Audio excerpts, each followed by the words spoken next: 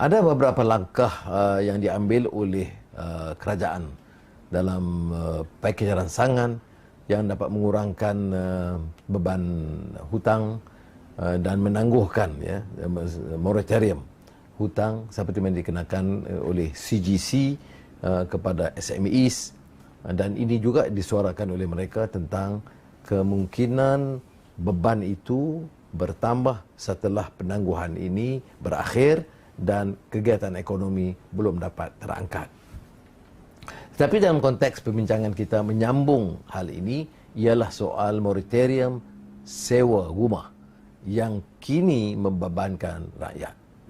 Keadaan semasa menunjukkan bahawa jumlah pengangguran bertambah dan oleh demikian masalah itu terbeban kepada penyewa rumah.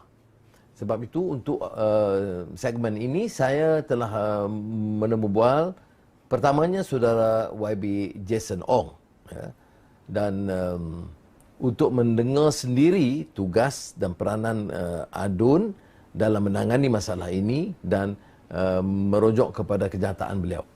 Jadi sekarang kita bersama dengan saudara Jason Ong, YB dari Kebun Bunga Pulau Pinang. Jadi saya pertamanya nak ucap terima kasih kepada saudara YB Jason yang sedia bersama kita, dan keduanya menanyakan tentang kenyataan beliau menyentuh tentang moratorium penangguhan sewa rumah yang membebankan masyarakat sekarang. Baik, terima kasih Datuk Sri.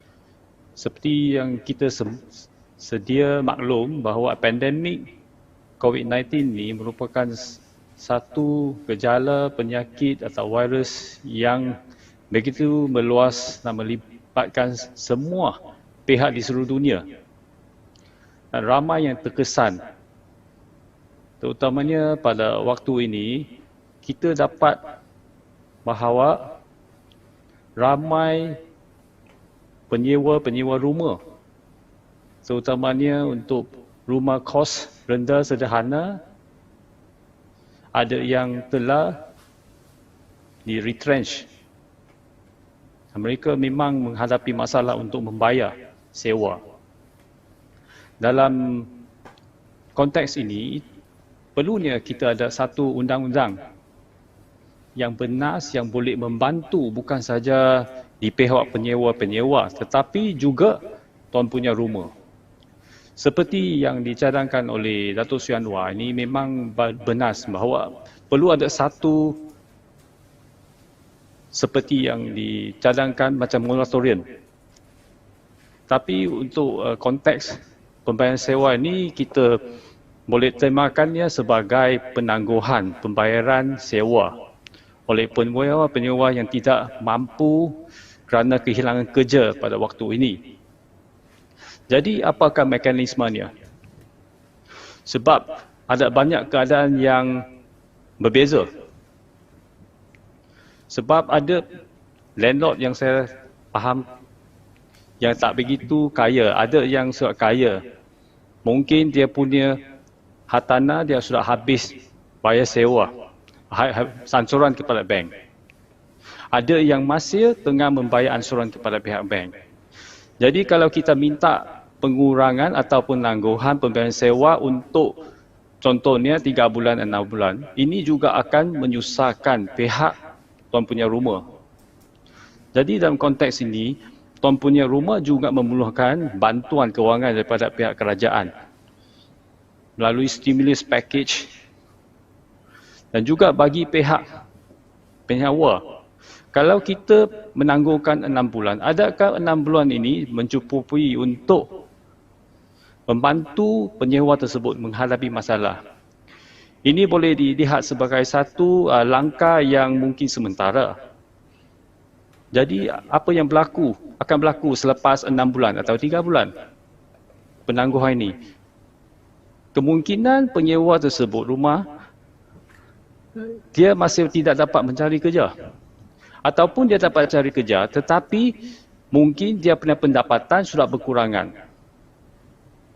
Jadi kita masih belum dapat menyelesaikan masalah pihak penyewa ataupun tuan punya rumah. Jadi undang-undang yang bakal digubah ni mesti fleksibel.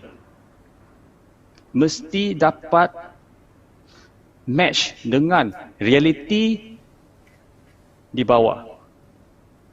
So, selalunya kita dapat lihat kerajaan memang dia akan memperkenalkan banyak polisi, regulasi.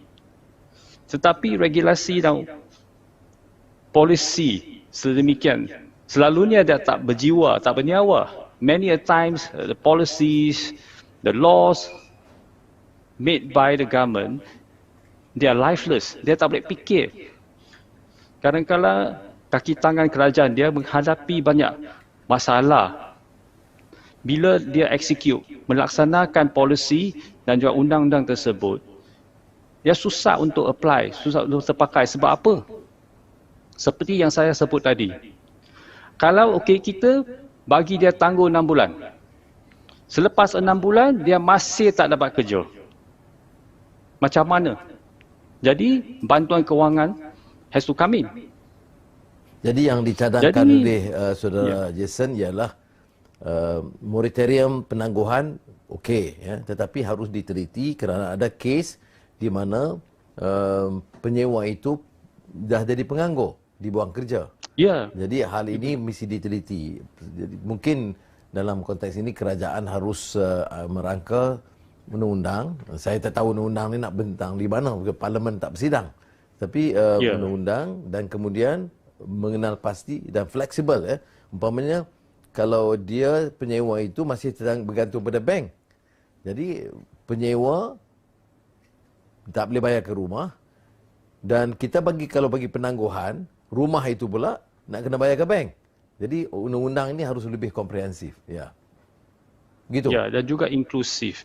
Dan dia mesti fleksibel, dia mesti ada cara yang lebih, bukan saja sekadar fleksibiliti, tapi ini dia kena link bersama dengan JKM, Jabatan Kebajikan Masyarakat.